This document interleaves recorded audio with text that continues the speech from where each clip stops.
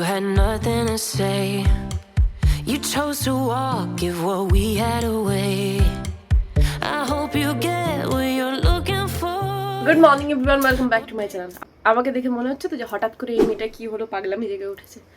Actually না, একটা video shoot আছে শর্টসেরই, তো সেটার জন্যই একটু সকাল থেকে, মানে শর্টসটা হবে রান্নার উপরে, সকাল থেকে একটু সেজে গুজে নিলাম, তাহলে রান্নাটা হওয়ার সময় আমি ভিডিওটা শ্যুট করে নিতে পারবো। আলাদা করে সেজে গুজে আবার শর্টস বানানোর দরকার পড়বে না। আর সব থেকে বড় কথা কি বলুন তো, এই সুযোগে মা কাকিমারা কিরকম ভাবে কষ্ট করে রান্না করতে সেটা উপলব্ধি করে নেবো।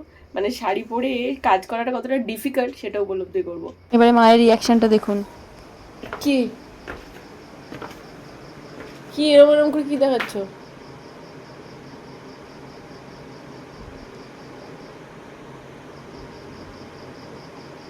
বুঝতে পারছি না, তুমি পুজো করে নাও তারপরে বলবে।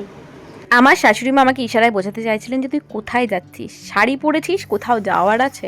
তো আমি বুঝেছি ওটা কি বলতে যাচ্ছেন, বাট আমি তখন ইচ্ছে করে উত্তর দিলাম না। আমি বললাম যে তুমি পুজোটা শেষ করে নাও, তারপরে ভালো করে বলবে। তো তারপর আমাকে জিজ্ঞাসা করছো কোথায় যাচ্ছিস, তোর কোথাও যাওয়ার আছে? আমি বললাম যে হ্যাঁ। বললো কোথায়? বললাম যে অভিষেক মুখার্জির বাড়ি থেকে একটা নিমন্ত্রণ আছে, ওখানে যাবো। বললো ও আচ্ছা। জগৎপতি গোপীশ গোপিকা কান্তরা।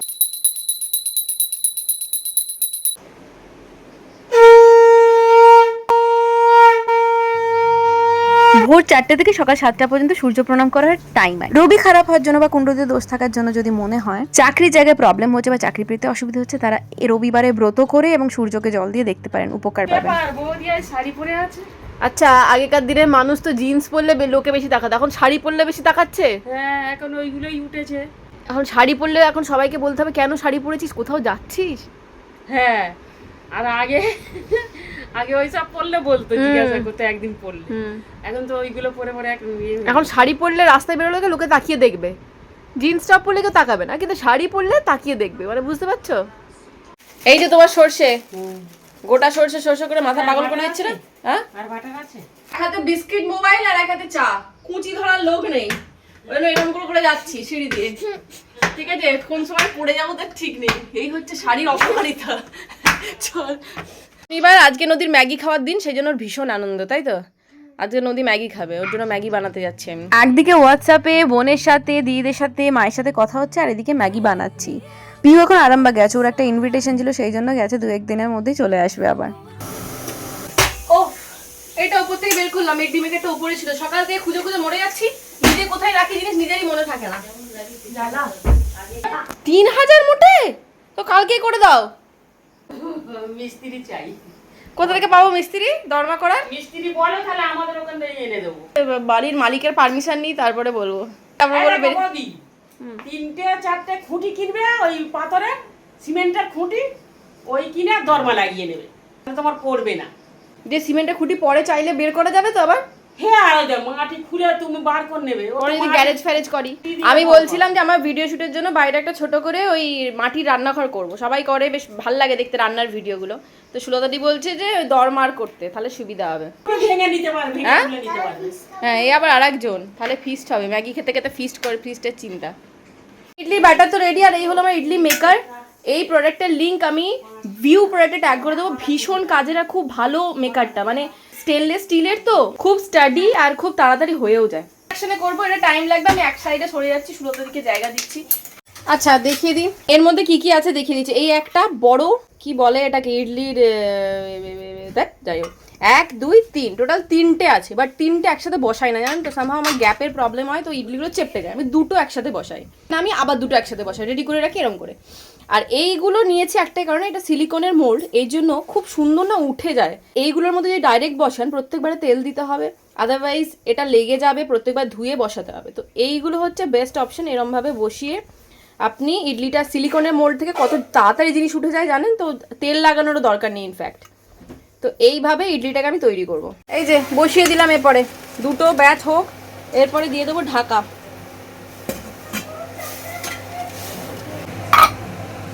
ইডলি আমার কোনোদিনই ফেভারিট ছিল না। যদি সাউথ ইন্ডিয়ান ডিশের মধ্যে কোনো কিছু ফেভারিট থাকে সেটা হচ্ছে দোসা, ঠিক আছে।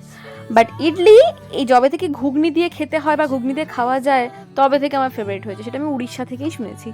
এই ইডলি ঘুগনি উড়িষ্যার কটকের একটা ফেমাস ডিশ, মানে ওখানে প্রায় সকালে রোজ এই জলখাবারটা খাওয়া হয়। মাসিমার রাগ ছিল প্রচুর, কি করে জানলে? এখনই দেখতে পাচ্ছি কথাবার্তা কেমন করে মাঝে মাঝে। আমার ছেলেকে আমি মেরেছি। আমার বেশি রাগ হতো, পড়ে গেলেই রাগ হতো। আমার ছেলে যদি পড়ে যেত তার উপরে দুমদাম মেরে দিত। তো আমিও মারি, সেটা বাঙালি মায়েদের ট্র্যাডিশনই ওইটা। পড়ে গেল, হাত পা ছুড়ে গেল, তাতে আরো দুঘা পিটি দিল। কেন ছুটছিলিস, তোর ভুল। হ্যাঁ, কেন যেখানে যেতে বারণ করছিস সেখানে যাওয়ার কি দরকার? পড়ে গেলে তোদের মাথা মাথা ফেটে গেলে তার উপরেই দুঘা দিয়ে দিত। তারপরে ওষুধ ফষুধ লাগাতাম, এ করতাম, কিন্তু প্রথমে দুঘা দিতাম, তারপরে কষ্ট হতো, তারপরে আবার কষ্ট হতো। প্রথম ব্যাচ হয়ে গেছে ওরকম, প্রথম ব্যাচের ইডলি।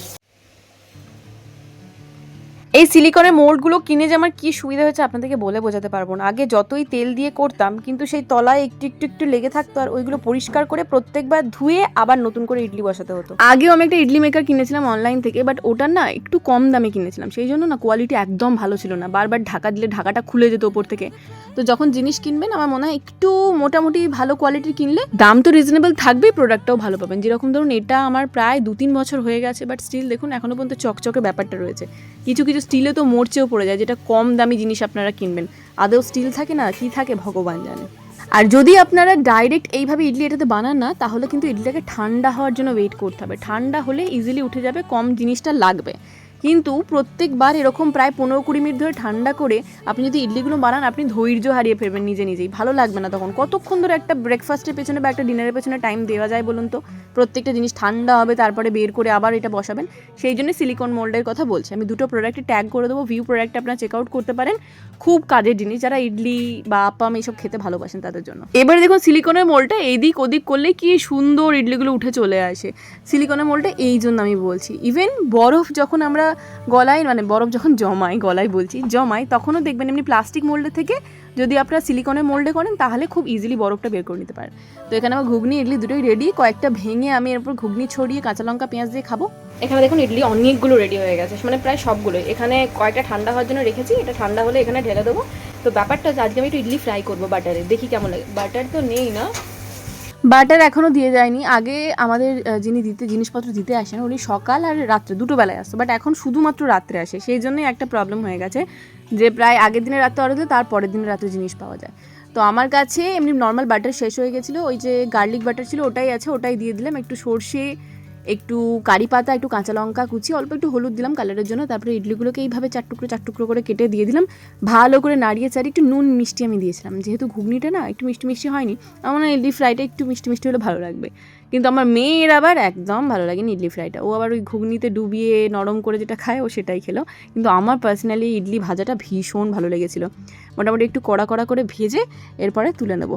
আমি জানি না ইডলি ফ্রাই কীভাবে করে, আমি জাস্ট নিজের মতো করলাম। আপনারা যদি জেনে থাকেন ইডলি ফ্রাইয়ের অ্যাকচুয়াল রেসিপিটা, অবশ্যই কমেন্ট বক্সে জানাতে পারেন আমাকে। নেক্সট টাইম যখন ফ্রাই করবো তখন ওইভাবেই করার চেষ্টা করবো।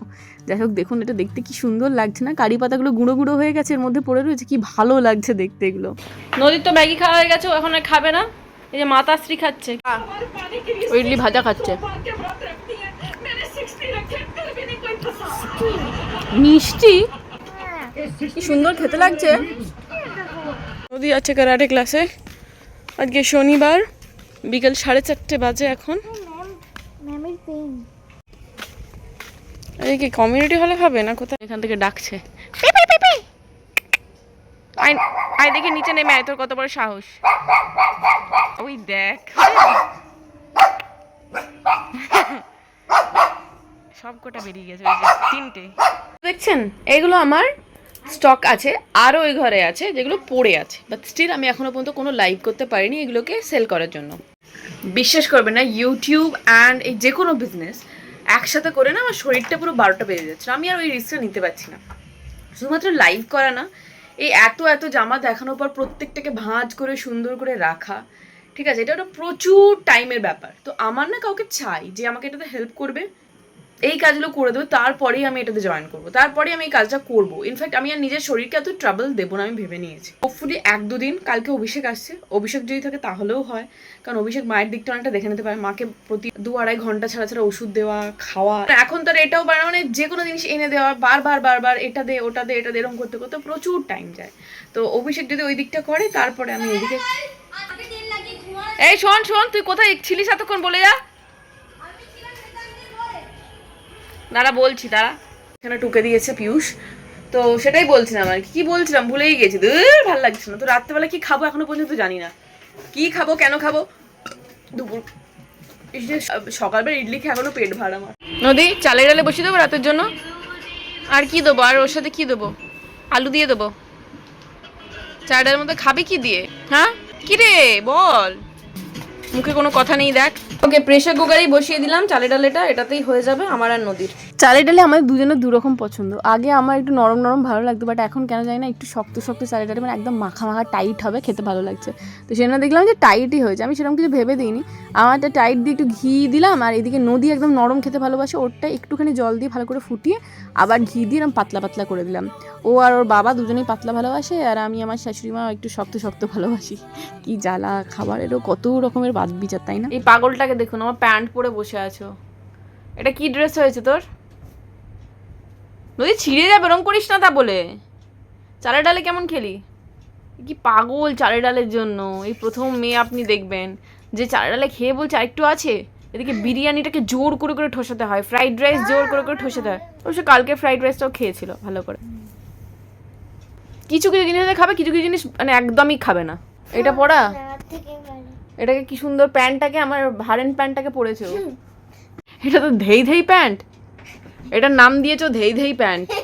দেখো আমার ফিট হয়ে যাচ্ছে, দারুণ ফিট হচ্ছে, নাকি ওটা পড়ে যাবে।